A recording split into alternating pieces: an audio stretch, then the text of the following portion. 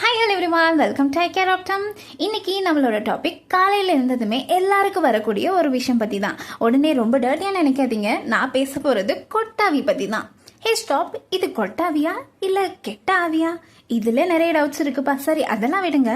இந்த கொட்டாவி பார்த்தீங்கன்னா இதுக்கு நேரம் காலமே கிடையாது. இப்போ வருமோ அப்போ வருமோ எப்போ வருதோ வந்துட்டு போகுது. இந்த கொட்டாவி வர்றது மட்டும் இல்லாமல் இது வரும்போது கண்ணுல இருந்து கண்ணீரும் சேர்ந்து வருது. கொட்டாவி வாயில் வருது சரி, பட் அது வரும்போது கண்ணில் எப்படிடா தண்ணி வருதுன்னு பற்றி தான் நம்ம இன்னைக்கு பார்க்க போகிறோம்.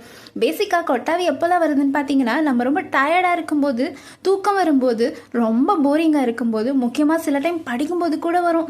இது மட்டும் இல்லைங்க, சில சமயம் ரொம்ப கான்சென்ட்ரேட்டடாக ஏதாவது பண்ணிட்டு இருக்கும்போது, டேய் தம்பி எழுந்துக்கடா அப்படின்னு ஒரு வார்னிங் சிக்னலாக கூட வருதுன்னு சொல்கிறாங்க.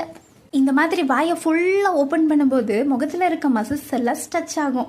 இந்த கண்ணு பக்கத்தில் இருக்க மசில்ஸ் கண்ணீர் உற்பத்தி ஆகிற கிளான்ஸான லாக்ரிமல் கிளான்ஸை ப்ரெஸ் பண்ணுறதுனால நிறைய கண்ணீர் வெளியில் வரும். இந்த டைமில் அதிகமான கண்ணீர் வெளியில் வரும்போது கண்ணு உள்ளே ஃபில் ஆகி வெளியில் வரும். இது ரொம்ப சின்னதான நார்மலான கொட்டாவிலலாம் அவ்வளோ கண் மசில்ஸ் ப்ரெஸ் ஆகாது, ஸோ கண்ணீரும் வராது.